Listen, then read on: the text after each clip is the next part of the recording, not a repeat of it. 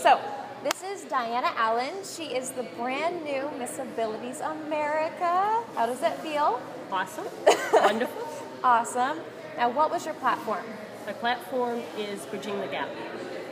And that gap being in the disabled environment, being a recent amputee, being in the hospital after a catastrophic car accident, and having friends and family and not knowing what my next steps was going to be. My platform is bridging that gap, getting that information to any person with an amputation or deciding factor of whether or not they have to do an amputation because of diabetes or other problems, nerve ending problems, things like that. And I want to get that information out there, where to go next, what to expect, where you need to go for your prosthetic, what's going to be expected of you once you get into the rehabilitation, after the hospital, after your bout with your surgeries, whether they be one or many, and just bridging that gap for them. It's pretty amazing to me that they don't provide you with that stuff, or a lot of them don't, because they give out things for all other sorts of things, but not that, and that's alarming to me. What I have found, and my mom had recent bladder cancer. She had her bout with that, and she had her bladder ultimately taken out. There's enough information about cancer. There's enough cancer treatment centers where once you get in there, obviously you're in there for your chemo, radiation, they give you just loads of information, overwhelming loads of information, down to where do you get your wig, who supplies that wig, what color's good for you, why isn't there anything else, because even though that may be life-threatening, it may be something that is going to change your life, like my mom, she has had her bladder removed, clearly that changes your life. Well, having a disability changes your life, whether it's been long-term from birth or whether it's been something that just recently happened from a car accident, and you need a new limb, or how many times can you get a limb, things like that. There's not any information out there at all for people. So what got you interested in pageants, or in just this pageant alone? To be honest with you, I wanted to help with the pageant. That was my ultimate goal. I was in the midst of helping somebody else out, doing a peer visit via the internet, and someone mentioned another venue that wanted me to go speak to some people in Vermont about their loss of a limb. And during that conversation, I guess this pageant came up. And I said, well, you know what, I'll offer my services. Maybe they need some work done with some presentations, some paraphernalia, handing out paperwork, because I'm all about communicating and getting that out. I can do it from home. I didn't have to be here, I could. And it made mention, have you thought about maybe representing Massachusetts? And I said, great opportunity. I would be able to kind of get the word out there and do something fun. Yeah. And that's what ended up ultimately happening. That's interesting. Mm-hmm. Okay. Well, I forgot my question.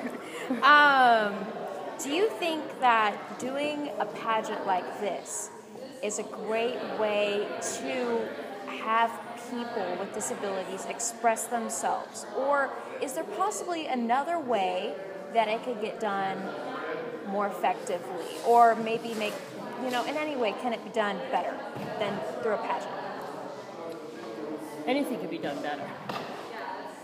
We shouldn't have to have pageants and big meetings to do this. It should be very, very easy to get this information. It should be very easy to become, knowledgeable with whatever your disability is. And do we have to have them? Yes, only because there's a disconnect from the time you're in that hospital. In my situation, to the time you're in rehabilitation, to the time you go home. Friends and family are there, but there's no information. And I think doing a pageant like this, you get to meet more people. It is part of the disabled world. You're going to get representation from different companies. Whereas me just going door to door, so to speak, is not going to get that much exposure. This is going to help that exposure. Yeah. I didn't think of it that way. Am I stumping you? Yes! Because there aren't people that I interview, they don't say things like that. That's just not the general answer that I get. What do you normally get? Things like, more of things like pageants are viewed as being wrong, or in the future pageants don't have a good reputation. And so doing a pageant in order to support something like abilities is not sending the correct message. That's usually... I don't look at it that way. I look at it as an opportunity. It's unfortunate that people judge that way, because that's all I can say. It's judging. Yeah. You can't judge. Nobody should judge anybody, ever. Tell me about your day-to-day life. What do you do on a daily basis? It doesn't have to pertain to your disability. I have a son who's 12. I have a daughter who's 30. Well, he's going to be 12 July 1st. My daughter's going to be June 20th next Friday. She's going to be 30. You're aging them. I know. Stop it. And she's pregnant and going to have her first child, her and her husband's first child in September. And I'm planning a baby shower. I'm planning my daughter's 30th, and I'm planning my son's birthday party right now as we speak. Oh my gosh. Texting. Okay. All right. My day-to-day routine is crazy. It goes anywhere from 0 to 150 miles an hour in a split second. Oh my Absolutely. gosh.